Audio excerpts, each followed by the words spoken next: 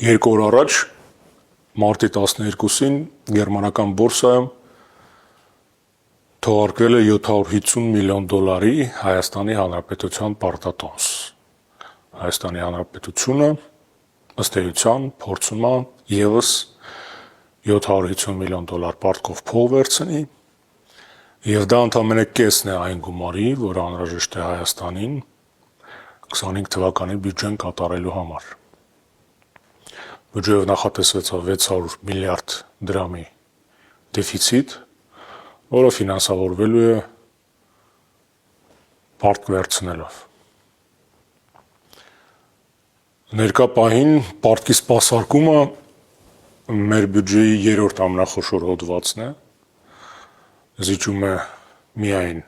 մի փոքր սոցիալական ծախսերին եւ անվտանգության գծող ծախսերին, թեպետ այս տենդենսիա թե պահպանվի, անշուշտ այն կարճ ժամանակ անց դառնալու է հիմնական ծախսային հոդվածը մեր բյուջեի, այսինքն ամենամեծ գումարը ծախսվելու է նախկինում վերցված պարտքերը սպասարկելու վրա։ Ընդ որում վերցվող պարտքերը հիմնականում ծառայում են երկու նպատակի։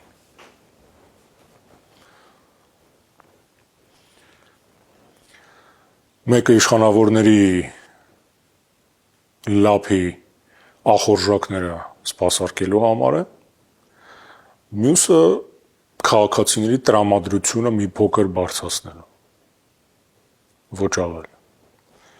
Այն ասֆալտները, որ գցվում են, այն դպրոցները, որ սարքվում են,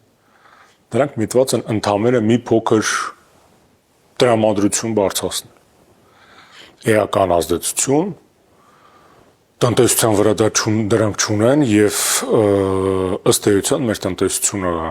աստիճանաբար մահանում է, դրա մասին է վկայում նաեւ հնայի կառուցվածքի մեջ արդյունաբերության եւ գյուղատնտեսության անկում ապրող մասնաբաժինները։ Աճում են միայն ծառայությունները եւ առևտուրը։ Կոպիտ ասած, մեր պետությունը փող է վերցնում, այդ փողը մասամբ անիվներով եւ եվրոասֆալտներով դուրս է գրվում եւ գնում է իշխանավորների գրպանը, մնացած մասով բաժանվում է ժողովրդին, որ իրանք եւս մի քանի օր կարողանան իրենց թույլ տան որոշակի հաճույքներ։ Փաստացի մեր տնտեսությունը եւ ըստ այդմ պետությունը առհասարակ գտնվում է կոմայի մեջ եւ այդ կոմայի մեջ գտնվող մարմնին միացված է արհեստական շնչառության համակարգ, որի միացնել անջատելու ճտիկը սակայն մեր ձեռքերում չէ։ Այդ որոշումը այսօր կարողանալու են կայացնել այն մարդիկ կամ կառույցները, որոնք կգնեն կամ չեն գնի մեր պարտատոմսերը, կտան կամ պարտքով փող չեն տա Հայաստանին։ Եվ եթե այդ որոշումը կայացվի, որ Հայաստանին այլևս պետք չէ ֆինանսավորել, խոսքը կրկնում եմ պարտքի մասին, մեզ անհատույց չեն տալիս այդ փողերը, բայց նույնիսկ այդ պարտքը եթե մեզ չտան, Հայաստանի ֆինանսական համակարգը կոլապսի է ենթարկվելու։ Պատկերացրեք մի իրավիճակ, երբ մի պայծառ արարոտ արտանալով դուք կփորձեք ձեր վաստակած գումարները ձեր բանկային հաշվից հանել եւ չեք կարողանա դա անել։ Որովհետեւ տնտեսական փչված փուչիկները տրակել են եւ մեզ, մեր պետությանը այլևս չեն ուզում ֆինանսավորել այդ փուչիկները կենսունակ պահելու համար։ Մեր պետության տակ դրվել է մի մեծ ռումբ, այդ ռումբը չունի ժամացույց, բայց ունի ճտիկ։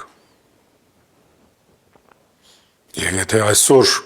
այդ ճտիկը օգտագործում է ինչ-որ զիջումներ կորզելու համար, օրինակ հայ-ադրբեջանական խաղաղության պայմանագրի շրջանակներում, վաղ այդ ճտիկը կարող է գործել, եթե ոմանց թվա, որ իրանք շատ ավելի արդյունավետ կարող են շահագործել մեր պղենզի եւ մոլիբդենի հանքերը։ շատ ավելի արդյունավետ, քան մենք ենք դա անում։ Ոմանց կարող է թվալ, որ Սևանի քաղցրահամ ջրի ռեսուրսը կարող է շահագործվել շատ ավելի արդյունավետ, քան մենք ենք դա անում։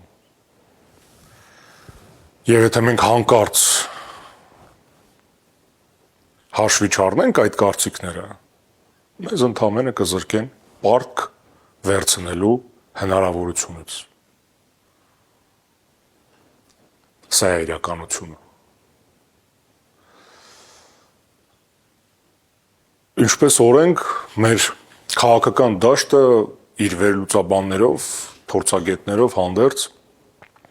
արձանագրում է ստեղծված իրավիճակներին շատ ավելի ուշ, քան անհրաժեշտ էր իրավիճակը փոխելու համար։ Հետևաբար կոմայում գտնվող այս մարմնի ապագա անելիքների վերաբերյալ ելույթները կսկսեն մի քանի ամիս հետո։ Մինչդեռ արդեն այսօր իրավիճակը անդառնալի է։ Կհանդնվեն փորձագետներ, որ իրանց վերլուծություններով ձեր գլուխը կտանեն, կհայտնվեն քաղաքական գործիչներ, որոնք ըստ էության կզբաղվեն քաղաքական բարիգությամբ եւ ինչ որ շատ բարդ խնդիրներին շատ պարզ լուծումներ առաջարկելով կփորձեն քաղաքական դիվիդենտներ շահել, դա սակայն որևէ ազդեցություն չունենա իրավիճակի վրա։ Ես կարծում եմ իրավիճակը անդառնալի է։ Այսինքն ես չեմ պատկերացնում, թե ինչ լուծում պետք է տրվի այս իրավիճակին։ Ես չեմ պատկերացնում։ Օրինակ, հույժ գաղտնի պահվող 750 միլիոն դոլար պարտատոնց թողարկելու մասին լուրը ես ունեմ, ի տարբերություն շատերի, բայց ինչա պետք անել, որպեսզի իրավիճակից դուրս գալ, ես չգիտեմ։ Տարիներ առաջ, երբ ինձ հարցնում էին, խորհուրդ էին հարցնում, թե ինչա պետք անել, ես ինչպես օրենք ասում էի, որ կարևորը լավ մարզավիճակում գտնվելն է, սպորտով զբաղվելը, եւ սեփական առողջությանը հետևելը։ Հիմա սակայն կարծում եմ, որ այդ մարտավարությունը այլևս արդիական չէ։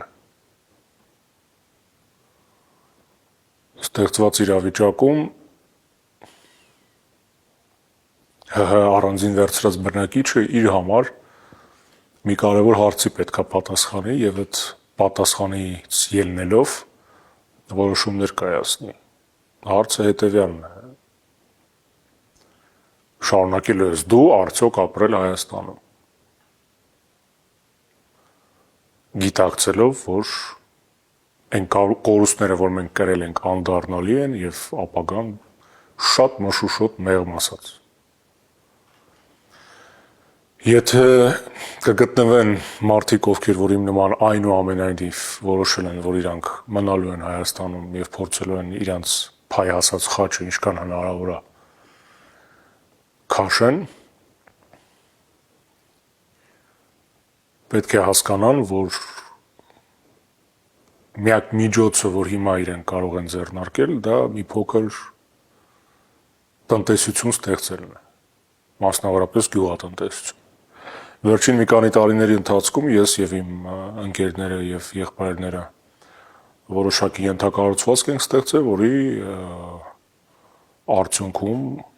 ես որոշակի վստահությամբ կարող եմ պնդել, որ իմ հարազատներին, իմ շրջապատին կարող եմ աղետալի իրավիճակներով ինչ որ ժամանակահատվածի ընթացքում մատակարարել անհրաժեշտ քանակությամբ միս, ձու, կանաչեղեն, մթերք։ Իմ խորհուրդն է ձեզ, գոնե մի 500 քառակուսի մետր հող վերցնեք, փորձեք հավ պահեք, ինչ որ բույսեր մշակեք, որպեսզի X պահին դա ձեզ ինչ որ ժամանակ տա։ Դրանից զատ խորհուրդ կտայի, եթե ունեք խնայողություններ այն չպահել բանկերում, ունենալ կանխիկը ցանկալի է լինի հեշտ կոնվերտացող, արտարժույթով կամ երևի նույնիսկ ոսկով, Եթե արել եք ներդրումներ անշարժ գույքի մեջ, արդեն կորցրել եք ամենա օպտիմալ ժամանակաշրջանը դրանից ազատվելու, դա անցած տարվա հոկտեմբերն էր, բայց խորհուրդ կտամ ինչքան հնարավոր աշուտ դրանից ազատվել։ Ես չեմ կարող ասել այս փուչիկը երբ հապայթելու։ Կարող եմ ընդամենը ասել, որ վերջին տարիների պրակտիկան հուշում է, որ եթե աղետ կարող է լինել, այն անպայման լինելու է։ Ստեղ խնդիրը նույնիսկ ժամանակահատվածը չի։ Խնդիրը նրանում չի, թե ինչքան ժամանակ ունենք մենք, մինչև աղետը տեղի ունենա։